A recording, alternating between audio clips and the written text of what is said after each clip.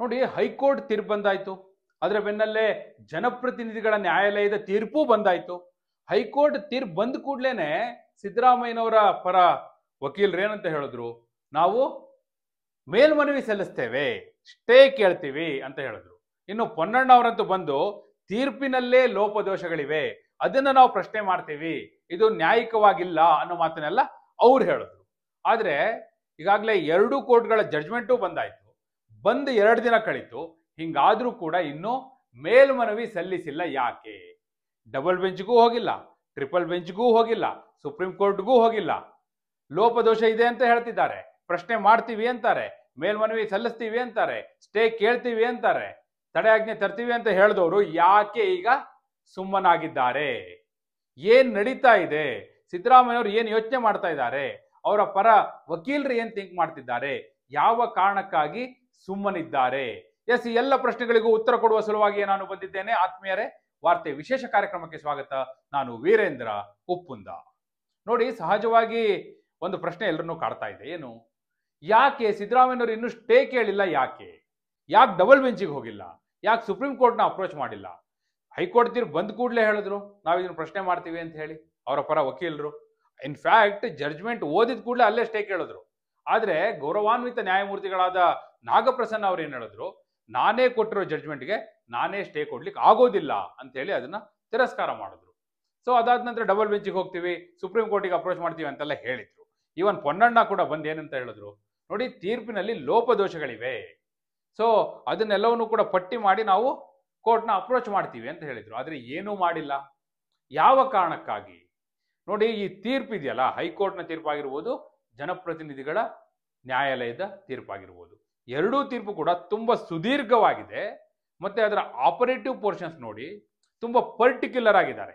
ಅಷ್ಟು ಸುಲಭವಾಗಿ ಈ ತೀರ್ಪನ್ನ ಸೆಟಸೈಡ್ ಮಾಡೋದು ಕಷ್ಟ, ತಡೆಯಾಜ್ಞೆ ಕೊಡೋದು ಕಷ್ಟ. ಅಲ್ಲಿ ಡಬಲ್ ಬೆಂಚ್ ಮುಂದೆ ಹೋಗ್ಬೋದು, ಸುಪ್ರೀಂ ಕೋರ್ಟ್ ಮುಂದೆ ಹೋಗ್ಬೋದು.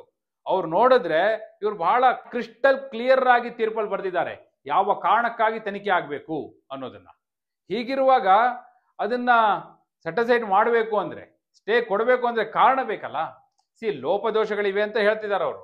ಎಲ್ಲೋ ಒಂದು ಲೋಪ ಹೇಳ್ತಾರೆ. ಈಗ ರಾಜ್ಯಪಾಲರು ವಿವೇಚನೆಯನ್ನ ಬಳಸಿಲ್ಲ ಅನ್ನೋ ಮಾತು ಬಿಟ್ರೆ ಅದಕ್ಕೆ ದಾಖಲೆ ಏನ್ ಕೊಡ್ತಾರೆ? ಬೇರೆ ಯಾವುದೇ ಲೋಪದೋಷಗಳನ್ನ ಅವ್ರು ಹೇಳಲಿಕ್ಕೆ ರೆಡಿ ಇಲ್ಲ. ಕೇಳಿದ್ರೆ ನಾವು ಸಾರ್ವಜನಿಕವಾಗಿ ಚರ್ಚೆ ಮಾಡಲ್ಲ ಅಂತಿದ್ದಾರೆ. ಹೀಗಿರುವಾಗ ಯಾವ ಆಧಾರದ ಮೇಲೆ ತಡೆಯಾಜ್ಞೆಯನ್ನ ಕೇಳ್ತಾರೆ? ಯಾವ ಆಧಾರದ ಮೇಲೆ ಸ್ಟೇ ತಗೋತಾರೆ? ಇದಿರುವಂತ ಪ್ರಶ್ನೆ. ಅದೇ ಕಾರಣಕ್ಕಾಗಿ ಸಿದ್ದರಾಮಯ್ಯವರು ಯೋಚನೆ ಮಾಡ್ತಿದ್ದಾರೆ. ಸುಮ್ಮನೆ ಮೇಲ್ಮನವಿ ಹಾಕ್ಬಿಟ್ಟು ಅದು ಕೂಡ ರಿಜೆಕ್ಟ್ ಆಗಿ ಸ್ಟೇ ಕೊಡಲ್ಲ ಅಂತ ಹೇಳಿ ಅವರು ತನಿಖೆ ನಡಿಬೇಕು ಅಂತ ಹೇಳ್ಬಿಟ್ರೆ ಮತ್ತಷ್ಟು ಸಂಕಷ್ಟ ಎದುರಾಗುತ್ತೆ, ಮತ್ತಷ್ಟು ಮುಜುಗರವನ್ನ ಎದುರಿಸಬೇಕಾಗುತ್ತೆ, ಮತ್ತಷ್ಟು ಇಕ್ಕಟ್ಟಿನ ಪರಿಸ್ಥಿತಿ ಬರುತ್ತೆ. ಅದೇ ಕಾರಣಕ್ಕಾಗಿ ಈಗ ಸಿದ್ದರಾಮಯ್ಯನವರು ಮೇಲ್ಮನವಿ ಸಲ್ಲಿಸಿಲ್ಲ, ಸ್ಟೇ ಕೇಳಿಲ್ಲ, ಡಬಲ್ ಬೆಂಚಿಗೆ ಹೋಗಿಲ್ಲ, ಸುಪ್ರೀಂ ಕೋರ್ಟ್ನ ಅಪ್ರೋಚ್ ಮಾಡಿಲ್ಲ, ಕಾದು ನೋಡುವ ತಂತ್ರವನ್ನು ಅನುಸರಿಸ್ತಾ ಇದ್ದಾರೆ. ಆಗ್ಲಿ ಲೋಕಾಯುಕ್ತದಲ್ಲಿ ತನಿಖೆ ಆಗ್ಬೇಕಂತ ಹೇಳಿದಾರಲ್ಲ, ಲೋಕಾಯುಕ್ತ ಅಧಿಕಾರಿಗಳು ತನಿಖೆ ಮಾಡ್ಲಿ ಅನ್ನುವಂತ ಅರ್ಥದಲ್ಲಿ ಸುಮ್ಮನಿದ್ದಾರವರು. ಲೋಕಾಯುಕ್ತದಲ್ಲಿ ಈಗ FIR ಆಗಬೇಕು, FIR ಆದ್ಮೇಲೆ ಇವರ ಸ್ಟೇಟ್ಮೆಂಟ್ ತಗೋಬೇಕು, ವಿಚಾರಣೆ ಮಾಡಬೇಕು, ಡಿಸೆಂಬರ್ 24 ಒಳಗೆ ರಿಪೋರ್ಟ್ ಕೊಡಬೇಕು. ಆಯ್ತು, ಅದಾಗ್ಲಿ ಅನ್ನುವ ಲೆಕ್ಕಾಚಾರದಲ್ಲಿ ಸುಮ್ಮನಿದ್ದ ಕಾಣುತ್ತೆ. ಅಂದ್ರೆ ಇದನ್ನ ಅವರು ಬಹುತೇಕ ರಾಜಕೀಯವಾಗಿಯೇ ಫೈಟ್ ಮಾಡ್ಲಿಕ್ಕೆ ತೀರ್ಮಾನ ಮಾಡಿದ್ದಾರೆ. ಅವ್ರಿಗೆ ಗೊತ್ತಾಗ್ಬಿಟ್ಟಿದೆ ಇದು ಕೇವಲ ಕಾನೂನಾತ್ಮಕವಾಗಿ ಹೋದ್ರೆ ನನಗೆ ಎಲ್ಲ ಹಂತಗಳಲ್ಲೂ ಕೂಡ ಯಶಸ್ಸು ಸಿಗೋದಿಲ್ಲ, ಆದ್ರೆ ರಾಜಕೀಯವಾಗಿಯೇ ಆಲೋಚನೆ ಮಾಡಿ ಹೆಜ್ಜೆ ಇಡಬೇಕು ಅಂತ ತೀರ್ಮಾನ ಮಾಡಿದ್ದಾರೆ. ಅದೇ ಪ್ರಕಾರ ಹೆಜ್ಜೆ ಇಡ್ತಾ ಇದ್ದಾರೆ. ಬಹುಶಃ ಸಿದ್ದರಾಮಯ್ಯನವರು ಒಂದು ಸಮಯಕ್ಕೋಸ್ಕರನೂ ಕಾದಿರ್ಬೋದು.